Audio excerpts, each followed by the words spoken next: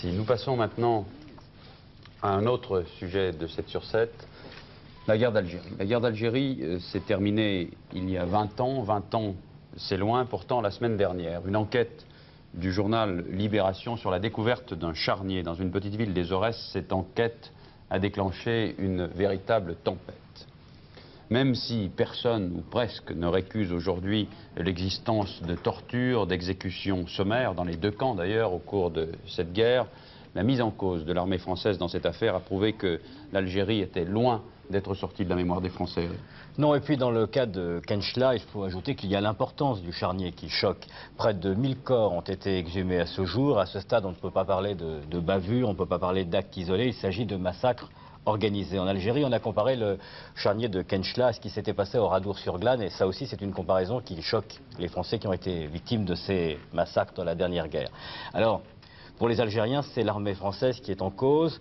Voire, s'interrogent certains témoins, est-ce qu'il n'y a pas eu d'autres massacres? Pour le savoir, d'abord, nous sommes rendus en Algérie et Didier Schilt est allé enquêter pour nous à Kenchla. Renchla, aujourd'hui 60 000 habitants. C'est là qu'eut lieu la première attaque du FLN, le 1er novembre 1954. Un officier français tué, le lieutenant Darnaud, qui donnera son nom à la caserne. Février dernier, coup de pioche au centre de l'ex-camp militaire pour l'aménagement d'un terrain de loisirs. Un premier squelette apparaît. Depuis, on en a retrouvé 984. Mais pourquoi un tel charnier, le plus important découvert jusqu'ici en Algérie? Pour les anciens combattants, les Moudjahidines, c'est parce que le camp français est devenu un véritable centre de tri et d'interrogatoire à partir de 1956. Certainement, après chaque défaite de l'armée coloniale, elle se penche sur la population rurale, elle la ramasse, elle la ramène ici, au deuxième bureau, où elle est torturée, et les parents ne revoient plus ces gens qui viennent ici. Vous pensez, vous, que tous ceux qui ont été torturés ici, et toutes celles qui ont été torturées ici, ont été liquidés ensuite? Je ne dis pas toutes ou tous, mais je dis la majorité. Parce qu'il y avait le deuxième bureau, il y avait le fameux DOP, et puis ils ont assemblé toute cette région sur une distance de 4 km. C'était barbelé, entouré de fils de barbelés et bien sûr de sentinelles de partout. Et personne ne passait, c'était une zone interdite. Et la population civile ne savait rien pendant toute cette période? Je veux dire par là qu'on n'a pas entendu les cris des victimes, on n'a pas entendu les cris de ceux qui étaient torturés, on n'a pas entendu les coups de feu quand on les a tués? Si, tous les soirs on entend des coups de feu. Nous avons rencontré de nombreux témoins rescapés du camp. Beaucoup ont cruellement souffert et ils témoignent ici sur la disparition de leurs frères, sur les tortures qu'ils ont endurées et les blessures qu'elles ont provoquées. Ces cicatrices-là que vous voyez, proviennent de pointes sur des planches. Et le frapper avec. Est-ce que beaucoup de vos camarades torturés sont morts autour de vous? كان بزاف من خاوتك اللي كانوا معك في السجن اللي عذبوهم وماتوا قدامك. نعم. قداش بالواحد؟ ماتوا الساعة قدامي 6. Là on a vu 6 morts devant lui. Ces deux femmes sont veuves de guerre. Elles affirment: nos maris officiers ont été torturés au camp où ils ont disparu. Nous-mêmes avons subi toutes sortes de sévices. Le mari de Madame Kefif a été capturé dans le maquis des Aurès. Il a été interné et depuis elle a essayé la famille de le voir, mais il n'a jamais été question de le voir. Elle est formelle que son mari est resté ici jusqu'à sa disparition définitive.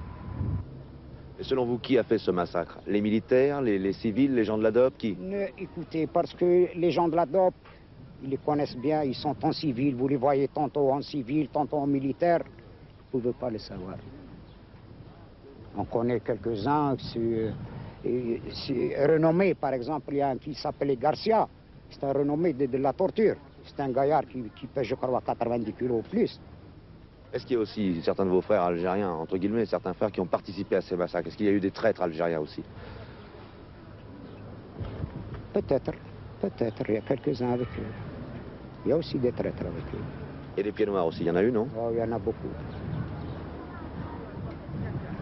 Il y en a, ils sont bien connus.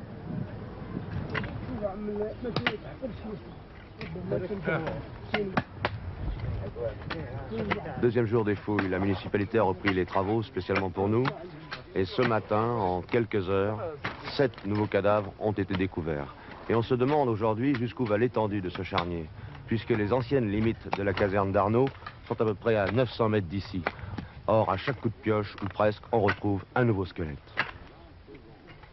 Les experts algériens qui ont examiné le charnier sont formels. Beaucoup de victimes ont été achevées par balles. Dans les fosses, nous avons retrouvé des bijoux, douilles, plombs, ordures et des boîtes de bière françaises. Quelquefois aussi, des instruments de torture. On a pu retrouver des instruments qui semblent être des instruments ayant pu être utilisés pour pratiquer des sévices, en particulier cette menotte que nous avons retrouvée sur un corps, cette chaîne qui liait les mains d'un malheureux dans le dos, des coins enfoncés dans les genoux et qui avaient persisté, et cet objet que nous avons retrouvé perpendiculaire à l'axe de la colonne vertébrale. Mais docteur, est-ce que vous êtes sûr des dates de la mort en général et de l'âge des victimes? Pour ce qui est de l'âge des victimes, ça ne pose pas de problème. Parce qu'on peut très bien déterminer à partir des ossements et en particulier au niveau de la dentition des victimes s'il s'agit d'adultes ou de gens d'un certain âge. Donc il s'agit dans la plupart des cas, dans la majorité des cas, d'adultes jeunes, de sexe masculin, avec 20% à 25% environ de femmes et d'enfants. Et l'âge de la mort remonte à quand alors? La qualité des cartilages articulaires m'a donné une indication et une voie à suivre que j'ai suivie pour essayer d'être le plus précis possible. Et en me basant sur eux, j'ai pu avancer le chiffre d'un quart de siècle. Pour les Algériens, le charnier de Renchela est la preuve évidente qu'il y a eu crime de guerre. Et l'Algérie, qui est à la veille du 20e anniversaire de son indépendance, ne veut pas oublier le charnier de Renchela, où sera édifié bientôt un monument à la gloire de ses martyrs. Je peux dire que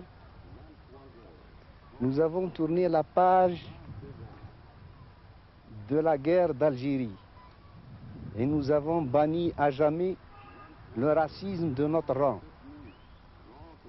Nous sommes, dès l'avènement de notre indépendance, nous sommes attelés à la construction de notre pays.